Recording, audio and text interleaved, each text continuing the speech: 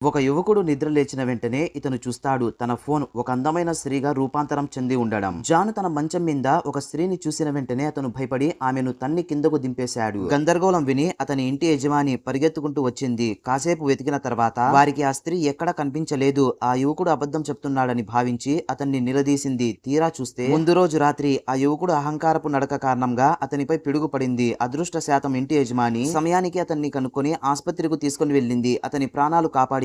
అయితే ఈ ప్రమాదం అనుకోకుండా అతన్ని మూడవ కన్నును మేల్కొల్పింది. దానితో అతను అన్నిటినీ ఉనికిని చూడగలడు. ఒక రోజు అతను ఆహారం డెలివరీ చేయడానికి తన బైక్ పై బయలుదేరిపోతూ ఉండగా దాని నుండి వింత శబ్దాలు విన్నాడు. బైక్ కిని తిప్పిన వెంటనే ఆ బైక్ ఒక మనిషిలాగా మారిపోతుంది. జాన్ ఈ దృశ్యాన్ని చూసి అవాకైపోతాడు. అసలు ఇక్కడ ఏం జరుగుతుందో ఇతనికి అర్థం కావడం లేదు. సడన్ గా అప్పుడే అక్కడున్న వస్తువులన్నీ ప్రాణమున్న మనుషుల్లాగా మారిపోతాయి. ఇంకా డస్ట్ బిన్ చెట్లు కూడా మారిపోతాయి. జాన్ ముందు ఎవరు లేకపోయినా కూడా ఇతను ఒక పిచ్చివాడిలాగా మాట్లాడుతూ ఉండడం ఒక వ్యక్తి చూస్తాడు. పాపం ఇతనికి పిచ్చి పట్టింది అని అనుకొని అక్కడి నుంచి వెళ్ళిపోతాడు.